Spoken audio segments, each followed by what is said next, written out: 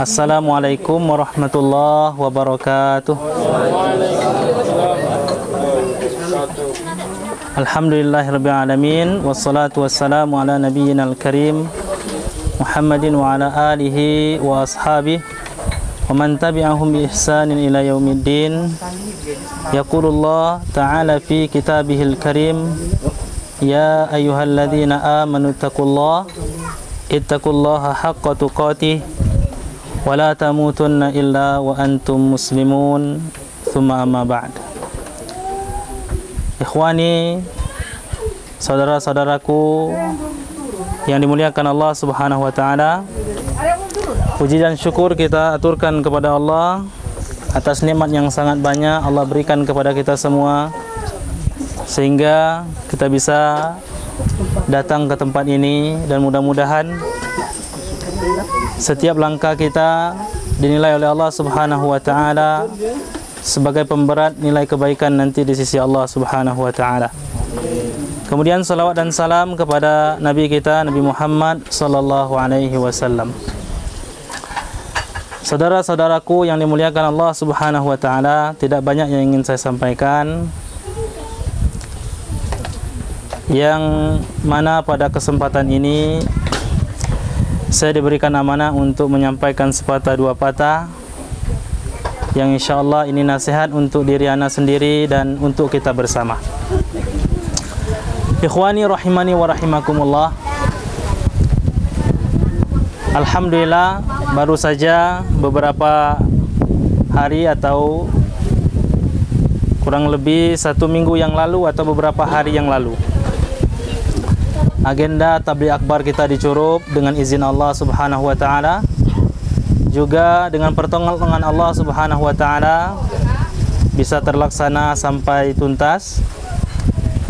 Dan mudah-mudahan jerih payah, kelelahan, keletihan semua yang terlibat program dakwah ini menjadi pemberat kebaikan kita bersama di sisi Allah Subhanahu wa taala. Terlebih daripada itu, bahwasanya agenda yang telah terlaksana ini merupakan nikmat yang besar yang Allah berikan kepada kita.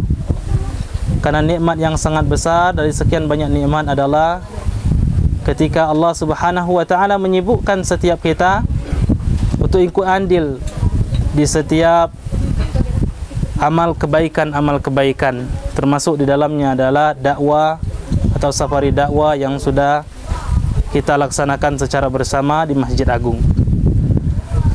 Hamba-hamba Allah yang dimuliakan Allah Subhanahu wa taala, tabligh akbar sudah lewat. Dan paling penting daripada itu adalah bagaimana momen tabligh akbar ini menjadikan kita semakin termotivasi, semakin membuat kita lebih semangat ke depannya untuk berada terus, istiqamah terus masuk pada bagian dakwah ini, karena inilah sebaik-baik wazifah, profesi yang paling mulia semenjak diutusnya Nabi dan Rasul adalah profesi menyebarkan agama Islam, menyampaikan hukum-hukum Islam, mendakwakan tauhid, dan membumi hanguskan kesyirikan dan yang semisal dengannya.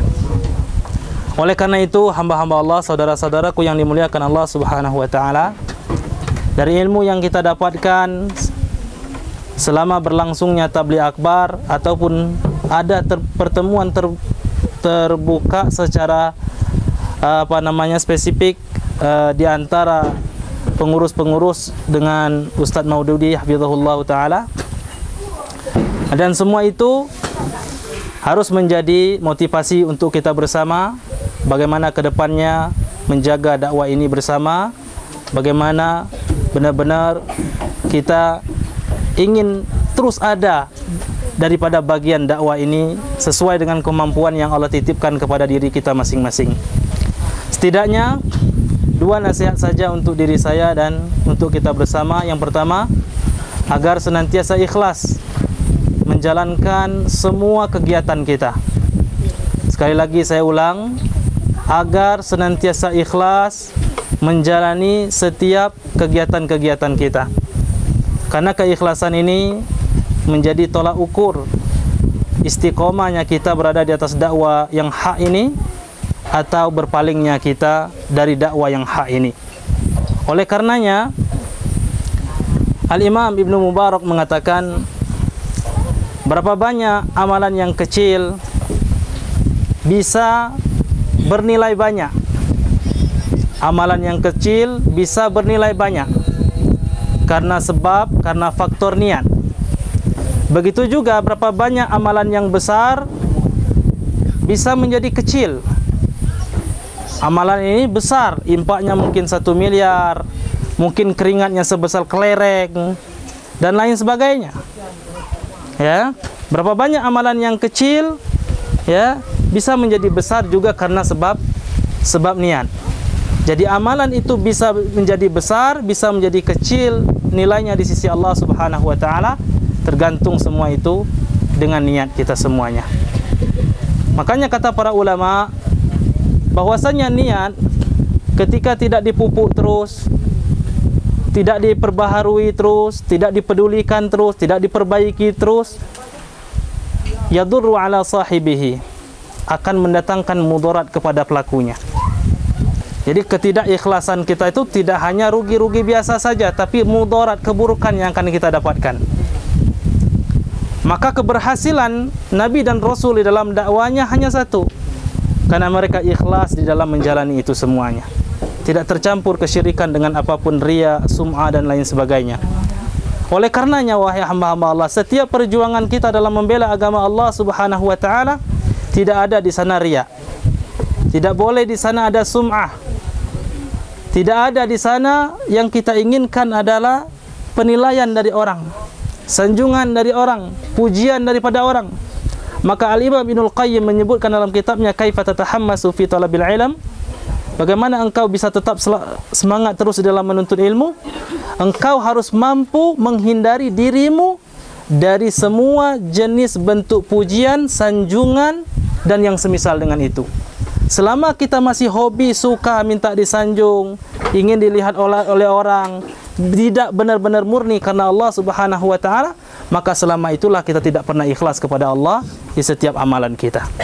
Ini nasihat saya pertama, untuk kita senantiasa ikhlas di dalam membela agama Allah Subhanahu wa taala, karena keikhlasan ini sangat menentu baik dan buruk dari semua apa yang kita lakukan. Dan kita tidak ingin jerih payah kita siang dan malam mengurus dakwah ini, tapi di sisi Allah Subhanahu wa taala tidak ada catatan kebaikan di sana. Dan kita selalu berlindung daripada itu semua. Kemudian hamba-hamba Allah yang dimuliakan Allah Subhanahu wa taala, tidak terhitung ilmu yang sudah kita dapatkan, baik di pengajian-pengajian rutin, baik di tabligh akbar, atau bahkan lebih daripada itu ilmu yang sudah kita dapatkan. Ingat, hak yang tertinggi yang mesti kita berikan kepada ilmu yang sudah kita dapatkan adalah bagaimana ilmu itu menjadi cerminan di setiap anggota badan kita, di setiap kehidupan kita, bahwa ilmu benar-benar kita terapkan dalam kehidupan kita. Kata para ulama, laisa kullu syai'in, tidak ada segala sesuatu itu ya, lam yanfa lam yadur, tidak bermanfaat tapi tidak mendatangkan mudarat. Ada segala sesuatu itu tidak mendatangkan manfaat tapi juga tidak memberikan mudarat. Sesuatu itu dia tidak bermanfaat tapi tidak memberikan mudarat. Akan tetapi al-ilmu idza lam yanfa yadur, akan tetapi ketika ilmu itu tidak mendatangkan manfaat yang besar bagi kita, maka ilmu itu akan menjadi malapetaka bagi diri kita sendiri, memberikan mudarat kepada kita sendiri. Kenapa ilmu itu memberikan mudarat kepada kita? Karena kita tidak mampu memberikan hak tertinggi daripada ilmu itu, yaitu amal. Dan itu harus dibuktikan dengan jerih payah kita memperjuangkan agama Allah Subhanahu wa taala. Mungkin tidak sebatas di tabligh akbar saja kita membela agama Allah Subhanahu wa taala. Tabligh akbar adalah ujian bagi kita. Berapa banyak ilmu yang sudah kita dapatkan di dalamnya, itu sebuah keberuntungan, sebuah nikmat yang agung yang Allah berikan kepada kita. Bagaimana ilmu yang benar-benar masuk ke dalam hati tersebut nampak di setiap kehidupan kita. Dan kita senantiasa hadir di setiap kebaikan-kebaikan. Akan tetapi keberadaan kita hanya di momen-momen tertentu saja, tidak nampak di momen-momen yang lain. Yang momen yang lain ini sangat-sangat banyak di selain tabligh akbar itu. kita punya SD, kita punya SMP, kita punya pondok pesantren dan lain sebagainya. Banyak sekali hal-hal kebaikan yang bisa kita lakukan. Akan tetapi ketika batang hidung kita tidak pernah nampak sekalipun dalam perjuangan itu, dipertanyakan kita di mana keberadaan kita selama ini dengan ilmu yang kita miliki. Oleh karena itu, dua ini saja yang bisa sampaikan agar senantiasa kita ikhlas kepada Allah Subhanahu wa taala. Berapa banyak cobaan yang Allah berikan kepada Nabi dan Rasul, mampu mereka lewati cobaan yang berat itu karena mereka ikhlas. Nabi Nuh alaihissalam keluar dari perut ikan. Kenapa? Innahu min ibadinal mukhlisin. Karena dia termasuk hamba-hamba kami yang ikhlas. Kemudian Nabi siapa lagi? Nabi Yusuf alaihissalam selamat dari jeratan Zulaikha. Kenapa Allah bisa selamatkan dia? Karena dia hamba yang ikhlas. Jadi ikhlas ini sangat menentunya istiqomah atau tidaknya kita di jalan Allah Subhanahu wa taala. Ingat hamba-hamba Allah, generasi soleh kita bisa sampai mati mempertahankan Islam mereka, bisa sampai mati mempertahankan iman mereka karena rahasia yang mereka miliki, bagaimana ikhlas di setiap amal soleh yang mereka lakukan. Ilmu yang mereka lakukan tersebut benar-benar karena Allah Subhanahu wa taala. Inilah rahasia terbaik dari masa ke masa dari generasi soleh yang telah mereka berikan petunjuk yang baik kepada kita, yang mereka tinggalkan untuk kita agar kita mengikuti itu semuanya.